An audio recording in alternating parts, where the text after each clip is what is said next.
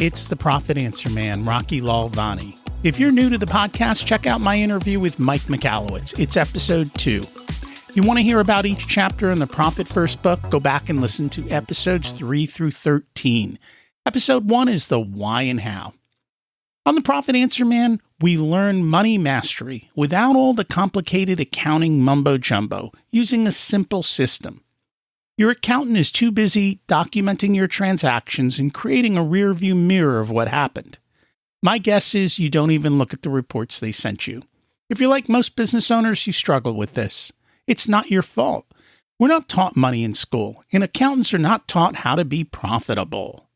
The Profit First system created by Mike Michalowicz works, and he certified me to help you implement the system in your business.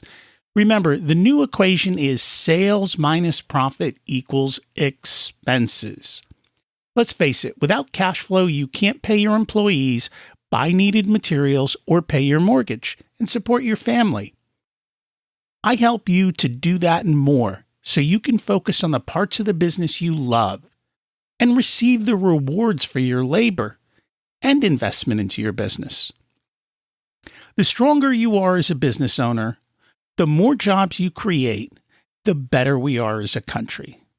Small business owners are the backbone of America, and for that, you deserve to be well rewarded. Just remember, more revenue doesn't equal more profit. That's why we focus on the bottom line. Today, I want to talk about creating a scoreboard and having the time to think about what it says and reflect upon it. I'm sure you've heard this many times. You need to work on your business, not in your business. That's what thinking time is all about, and you need to put it on your calendar. All of this stuff comes down to basic math, and it's easy math that anyone can do. However, if that's not what you love, then find someone to do it for you and present it in a way that's easy for you to understand and make decisions. So the question I have for you is, who's going to do that for you? I have to admit, I'm shocked at how many business owners don't have a scoreboard. And without a scoreboard, it's hard to tell whether you're winning or losing. So what do we need to put on the scoreboard? I'm going to lay that out today in some of the big picture areas, and then you can drill down for your business. The point is to pick one that's the biggest issue right now for you, and then think through it. You can't do it all at once, but every week you can focus on and improve one area. The first thing on the scoreboard is sales. That's what brings in the cash. So how do we generate sales? Well, first it's being in front of people. That's the first measure. Next, it's how many of those people start a conversation and become a potential customer.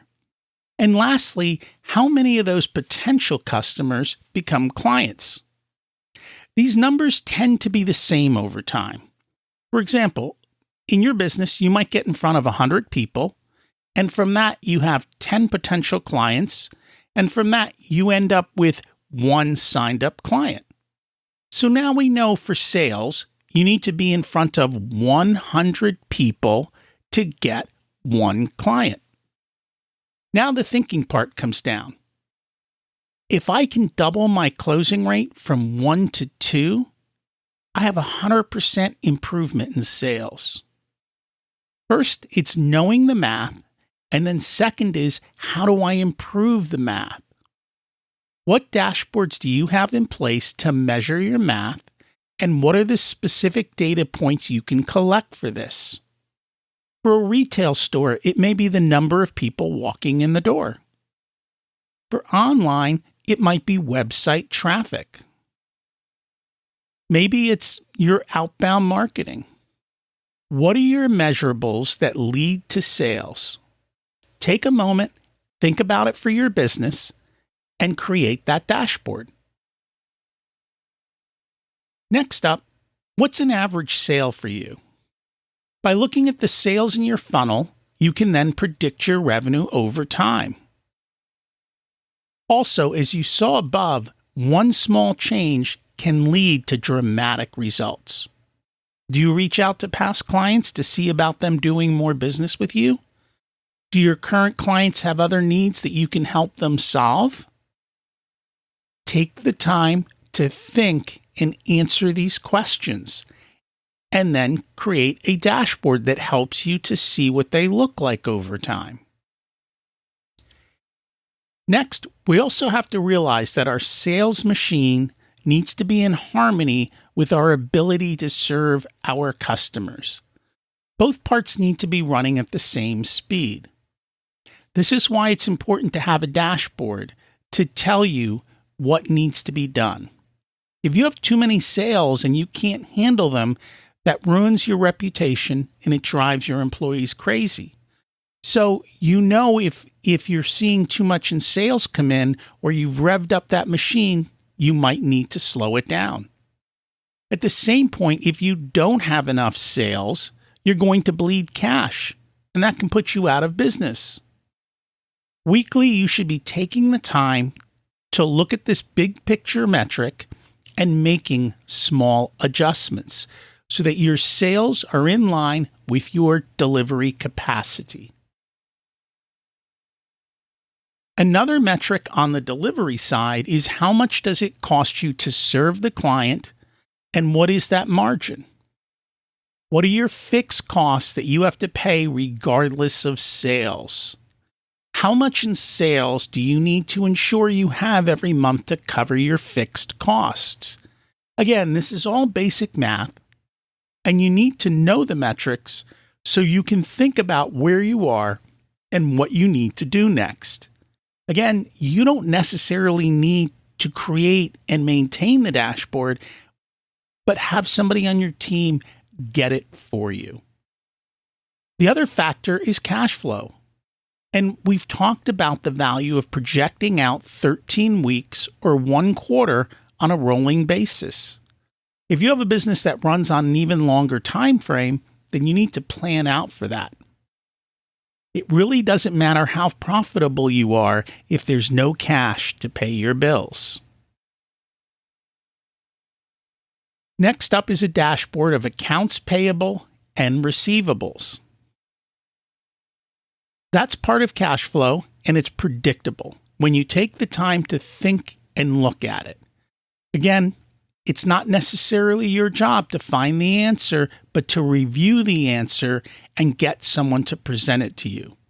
You want to ensure that money is coming and going in an orderly fashion and that you're making adjustments ahead of time to keep that happening. Every business is different, and you should understand how this uniquely affects you.